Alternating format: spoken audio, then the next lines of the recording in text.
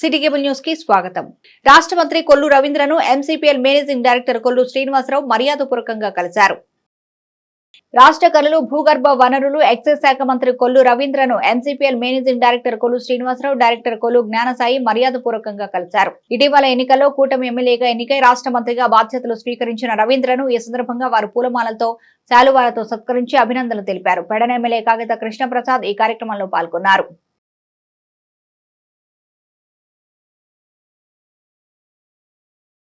గత ప్రభుత్వం ఎక్సైజ్ శాఖను నిర్వీర్యం చేసిందని రాష్ట్ర మంత్రి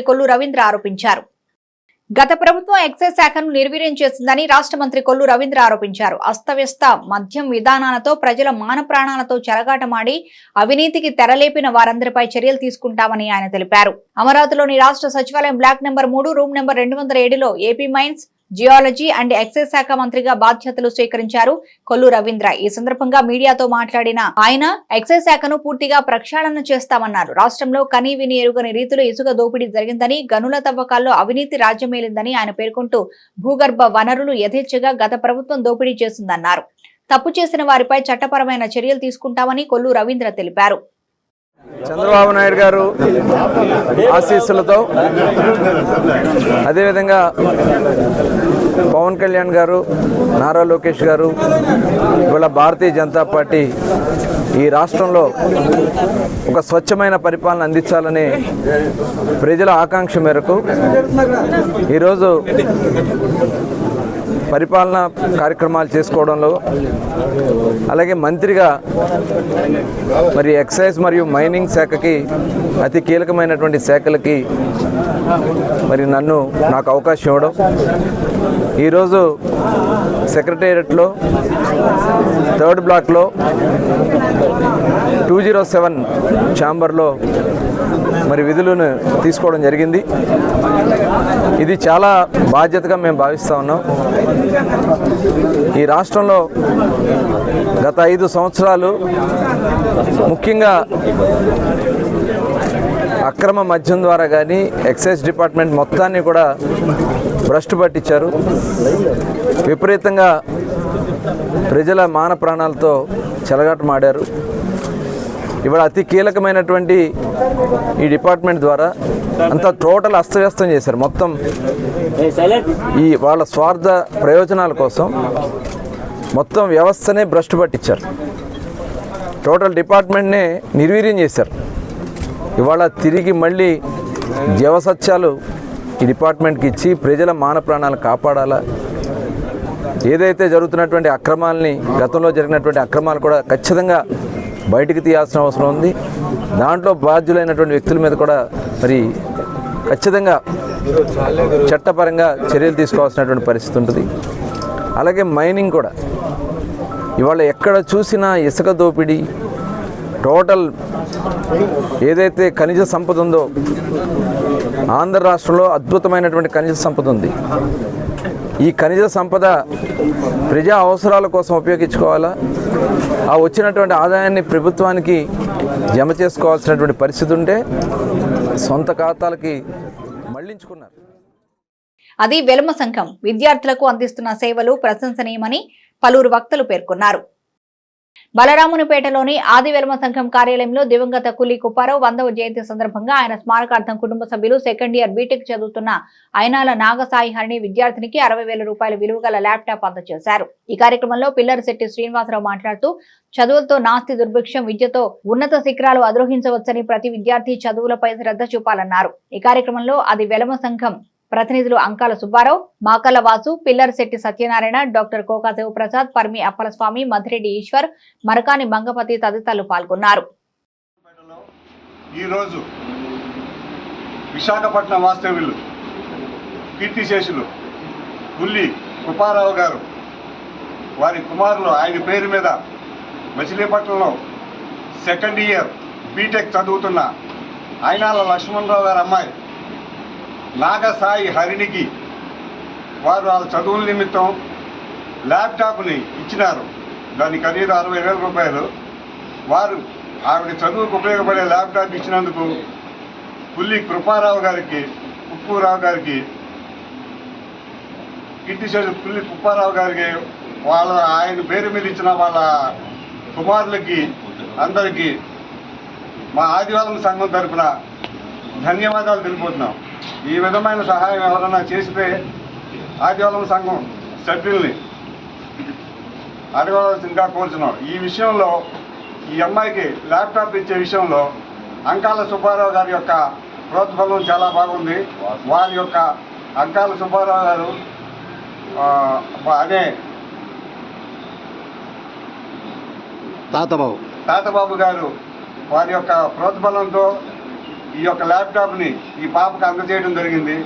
కావున వారికి కూడా ఆదివారం సంఘం ధన్యవాదాలు తెలిపోతుంది. నమస్కారం. ప్రజలకు సురక్షిత తాగునీరు అందించడంలో గత వైసీపీ ప్రభుత్వం పూర్తిగా విఫలమైందని అవనిగడ్డ ఎమ్మెల్యే మండలి బుద్ధప్రసాద్ అన్నారు. నాగాయలంక మండలం కమ్మనమూల గ్రామంలో ఉన్న 14 గ్రామాల తాగునీటి పథకాన్ని అవనిగడ్డ ఎమ్మెల్యే మండలి బుద్ధప్రసాద్ నియోజకవర్గ నాయకులు మండలి వెంకట్రాం, టీడీపీ, జనసేన నాయకులతో కలిసి పరిశీలించారు.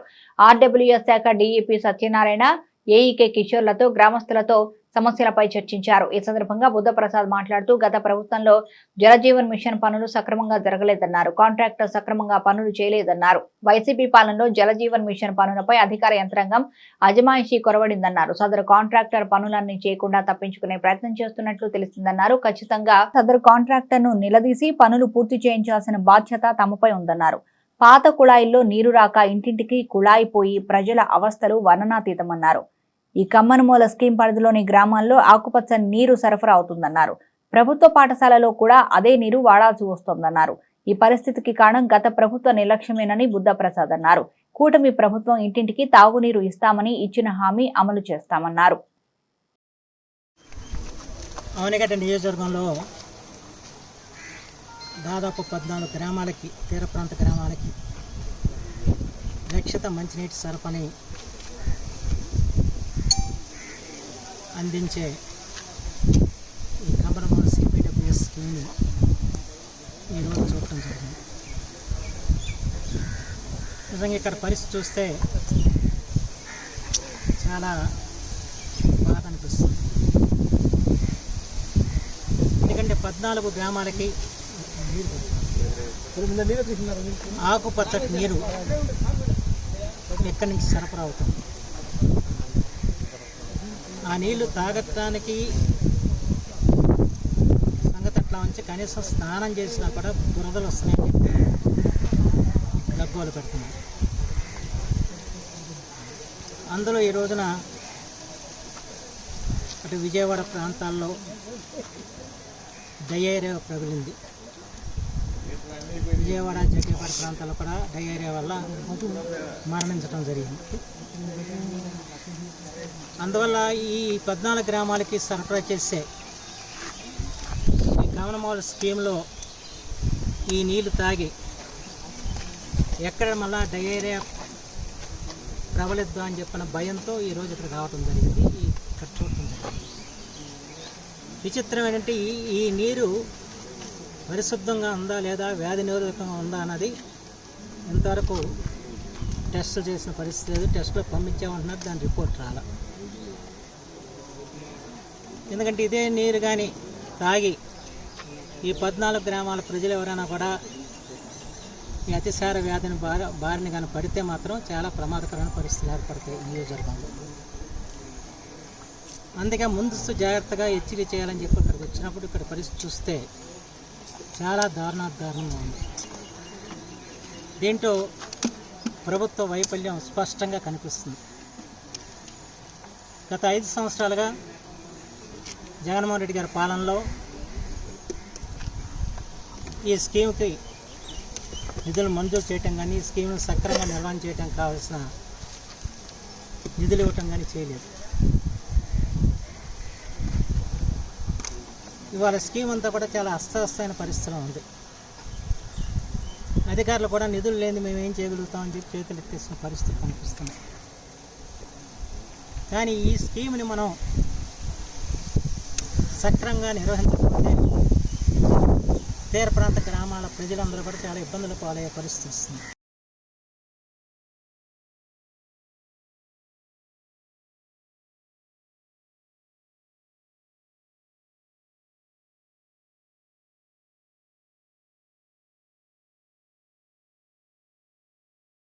పద్నాల గ్రామం.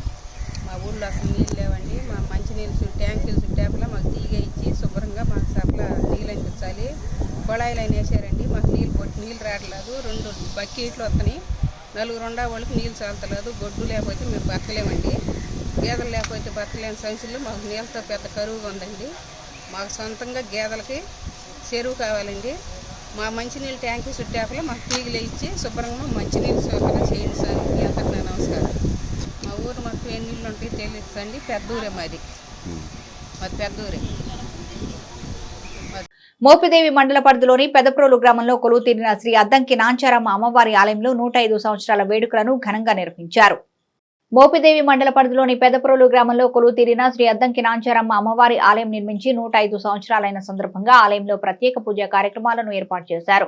ఆలయ అభివృద్ధి కమిటీ అధ్యక్షులు కొర గురుప్రసాద్, ఉత్సవ కమిటీ చైర్మన్ ఆకుల వెంకటరామయ్యల ఆధ్వర్యంలో ఆలయ కమిటీ కార్యదర్శి కొరపాటి కోటేశ్వరరావు పర్యవేక్షణలో అమ్మవారికి ప్రత్యేక పూజలు నిర్వహించారు. అనంతరం మధ్యాహ్నం అన్న సమారాధనను నిర్వహించగా పెద్ద సంఖ్యలో భక్తులు పాల్గొన్నారు. ప్రజా సమస్యల పట్ల అత్యధిక ప్రాధాన్యతనిచ్చి పరిష్కరించాలని జిల్లా రెవెన్యూ అధికారి కె చంద్రశేఖరరావు అధికారులకు సూచించారు. కృష్ణా జిల్లా కలెక్టరేట్ మీటింగ్ హాల్లో జిల్లా రెవెన్యూ అధికారి Anand Kumar, KRR CSDC Sridevi, SC corporation ED Chandraleela, SC సంక్షేమ సాధికారత అధికారి షాహిద్ బాబులతో కలిసి ప్రజా సమస్యల పరిష్కార వేదిక మీకోసం నిర్వహించి వివిధ ప్రాంతాల నుంచి అర్జీలు స్వీకరించారు. ఈ సందర్భంగా జిల్లా రెవెన్యూ అధికారి కె చంద్రశేఖరరావు మాట్లాడుతూ ఉద్యోగుల సమస్యలకు సంబంధించి ఇంకనూ 61 అర్జీలు పెండింగ్ లో ఉన్నాయన్నారు. సంబంధిత శాఖ అధికారులు వాటన్నింటినీ వచ్చే వారంలోగా పూర్తిగా పరిష్కరించాలన్నారు.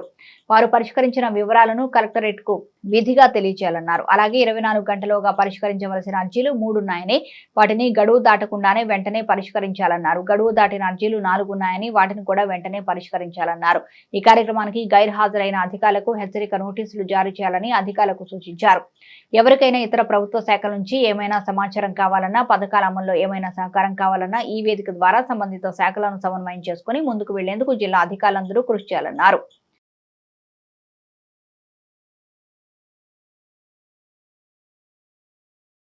సార్వా సీజన్ ప్రారంభమైనందున రైతులకు పట్టిసీమ ద్వారా సాగునీటిని అందించాలని ఆంధ్రప్రదేశ్ రైతు సంఘం కృష్ణా జిల్లా కమిటీ జిల్లా అధికారులకు విజ్ఞప్తి చేసింది.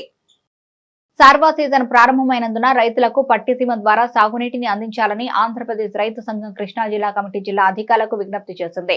ఈ సందర్భంగా ఆంధ్రప్రదేశ్ రైతు సంఘం జిల్లా కమిటీ ప్రధాన కార్యదర్శి గౌరిశెట్టి నాగేశ్వరరావు మాట్లాడుతూ ఈ సంవత్సరం సార్వా సీజన్ ప్రారంభమైనందున రైతులు, కౌలు రైతులు నారుమళ్లను వెదజల్లే రూపంలో విత్తనాలు వేసుకున్నారని, వర్షాలు సవ్యంగా పడకపోవడం వల్ల కాలువ ద్వారా నీటిని విడుదల చేయకపోవడం వల్ల ఇబ్బందులు కలుగుతున్నాయని, ప్రభుత్వం పట్టిసీమ ద్వారా సాగునీటిని అందించాలని కోరుతూ ప్రజా సమస్యల పరిష్కార వేదికలో జిల్లా అధికారులకు వినతి పత్రం అందజేశారు. అలాగే మిచంగ్ తుఫాన్ నష్టపరిహారం ఇంకనూ కొంతమంది రైతులకు అందవలసి ఉందని, వారికి అందేలా చూడాలని అందులో కోరారు. 2020 సంవత్సరం ఏప్రిల్ నెలలో కురిసిన అకాల భారీ వర్షాలకు బంటుమిల్లి, కృత్తివెన్ను మండలాల్లో దాదాపు 4500 మంది రైతులకు సుమారు 3 కోట్ల రూపాయలు పరిహారం ప్రభుత్వం ప్రకటించిందని, ఆ మొత్తం విడుదల చేయాలని వారు విజ్ఞప్తి చేశారు. గత కొన్ని సంవత్సరాల నుంచి మురుగు కాలువల్లో పూడికలు తీయకపోవడం వల్ల ప్రతి సంవత్సరం భారీ వర్షాలు కురిసినప్పుడు మురుగు కాలువలు స్తంభించుకోవడం జరుగుతుందని, మురికి కాలువలో పూడికలు తొలగించాలని అందులో విజ్ఞప్తి చేశారు. నా పేరు గౌరిశెట్టి నాగేశ్వరరావు, ఆంధ్రప్రదేశ్ రైతు సంఘం కృష్ణా జిల్లా ప్రధాన కార్యదర్శిని. ఈ రోజున రైతాంగ సమస్యల మీద మన కృష్ణా జిల్లా కలెక్టర్ గారికి మెమోరాండం ఇవ్వడానికి వచ్చాం. ప్రధానంగా ఏమిటంటే ఈ సంవత్సరం సార్వా సీజన్ ప్రారంభమైంది. రైతులు కూడా నారుమళ్ళ రూపంలో అలాగే ఎద రూపంలో విత్తనాలు చల్లుకుంటాం జరిగింది. ఈ వర్షం కూడా అక్కడక్కడ అడపాదడపా పడటం వలన ఇది ఉపయోగం లేకుండా ఉంది. ఈ సార్వా సీజన్ ప్రారంభమైన సందర్భంలో ఇప్పటి వరకు కూడా పంట కాలువల ద్వారా నీరు విడుదల చేయలేదు. ఇప్పటికైనా ప్రభుత్వం పట్టిసీమ ద్వారా అయినా నీటిని విడుదల చేసి రైతులను అలాగే పంట పొలాలను కాపాడాలని రైతు సంఘం ద్వారా ప్రభుత్వానికి, అధికారులకి మేము విజ్ఞప్తి చేస్తున్నాం. అలాగే గత సంవత్సరం మీచంగ్ తుఫాను వచ్చింది. ఆ నష్టపరిహారం సంబంధించి రైతులకి కొంతమందికి పడింది. ఇంకా కొంతమందికి ఆ నష్టపరిహారం ఇన్పుట్ సబ్సిడీ రావాల్సి ఉంది. ఆ రైతులకు కూడా ప్రభుత్వం, అధికారులు వెంటనే ఇవ్వాలని రైతు సంఘం కూడా మేము డిమాండ్ చేస్తున్నాం. అలాగే 2020 సంవత్సరం ఏప్రిల్ నెలలో అకాల భారీ వర్షాలు వడగండ్ల వాన పడటం వలన బంటుమిల్లి కుర్తివెన్ను మండలాల్లో దాదాపు పంట నష్టం జరిగింది. ఆ వడగళ్ల వానకి ఆ భారీ వర్షాలకు కూడా దాదాపు 4,500 మంది రైతులకు సుమారు 3 కోట్ల రూపాయలు అప్పుడే ప్రభుత్వం రక్తదాతలకు ఉత్తమ సహాయ సహకారాలు అందిస్తున్న మచిలీపట్నం సిటీ కేబుల్ యాజమాన్యాన్ని doctor Pattabhi red cross blood bank నిర్వాహకులు ఘనంగా సత్కరించారు. రక్తదాతలకు ఉత్తమ సహాయ సహకారాలు అందిస్తున్న మచిలీపట్నం సిటీ కేబుల్ యాజమాన్యాన్ని doctor Pattabhi red cross blood bank నిర్వాహకులు ఘనంగా సత్కరించారు. ఇటీవల జరిగిన ప్రపంచ రక్తదాతల దినోత్సవాన్ని పురస్కరించుకొని రక్తదానాన్ని ప్రోత్సహిస్తున్న పలువురిని ఉచిత రీతిన సత్కరిస్తున్న రెడ్ క్రాస్ తాజాగా Machilipatnam communications private limited director Kollu జ్ఞానసాయిని red cross chairman Thota Balaji, కార్యదర్శి భవిరీలు ఘనంగా సన్మానించారు. ఈ కార్యక్రమంలో ఆంధ్ర బ్యాంకు విశ్రాంత ఉద్యోగుల సంఘం నాయకుడు కొల్లు సాయిమోహన్ పాల్గొన్నారు. రెడ్ క్రాస్ అనేది ప్రపంచవ్యాప్తంగా ఉన్న సేవా సంస్థ. మరి ఈ Indian red cross society Krishna జిల్లా శాఖకి డాక్టర్ తోట బాలాజీ గారు చైర్మన్గా పదవీ ప్రమాణ స్వీకారం చేసిన తర్వాత అనేక సేవా కార్యక్రమాలు చేస్తున్నారు. అలాంటి ప్రతి సేవా కార్యక్రమానికి సహకరించిన ప్రతి ఒక్కరిని కూడా మేము గుర్తుపెట్టుకొని వారిని మేము blood donors day, world blood donors day సందర్భంగా సత్కరిస్తూ ఉన్నాం. ఆ సందర్భంలో గౌరవనీయులు పెద్దలు కొల్లు శ్రీనివాసరావు గారు మాకు ఏ కార్యక్రమం జరిగినా కూడా లైవ్ టెలికాస్ట్ చేయడం, అంతేకాకుండా మా బ్లడ్కి సంబంధించి కూడా పొజిషన్స్ అవన్నీ కూడా స్క్రోలింగ్ చేస్తామని చెప్పడం, ఇట్లాంటి సంబంధించి చక్కటి సహకారం అందిస్తూ ఉన్నారు. ఆ సందర్భంగా మరి వారిని సత్కరించడానికి నిర్ణయించుకుంటాం జరిగింది. వారు లేకపోవడంతో ఆ రోజున ఈరోజు ఇక్కడికి వచ్చి మరి చిరంజీవి జ్ఞానసాయి గారిని పెద్దల సమక్షంలో, సాయి గారి సమక్షంలో మా చైర్మన్ గారి చేతుల మీదుగా సత్కరించడం జరిగింది. మరి doctor Pattabhi red cross blood bank నాయుడుబట్టి సెంటర్లో ఉంది. ఇది రక్త సేకరణ చేసి సేకరణ చేసిన రక్తంలో 30% ఫ్రీగా గవర్నమెంట్ హాస్పిటల్కి ఇవ్వడం, అలాగే తలసేమియా రోగులకి, క్యాన్సర్ రోగులకి ఉచితంగా ఇవ్వడం, మరింత పేదవాళ్ళు ఎవరైనా ఉన్నట్టయితే వాళ్ళకి అనుకూలమైనటువంటి విధంగా బ్లడ్ సరఫరా చేయడం జరుగుతూ ఉంది. ఇది ఈ సందర్భంగా బ్లడ్ కలెక్షన్ విషయంలో కానీ సరఫరా విషయంలో కానీ సహకారం అందిస్తున్నటువంటి సిటీ కేబుల్ యాజమాన్యానికి ప్రత్యేకంగా ధన్యవాదాలు తెలియపరచుకుంటూ రెడ్ క్రాస్ తరఫున ధన్యవాదాలు. సిటీ కేబుల్ న్యూస్ సమాప్తం.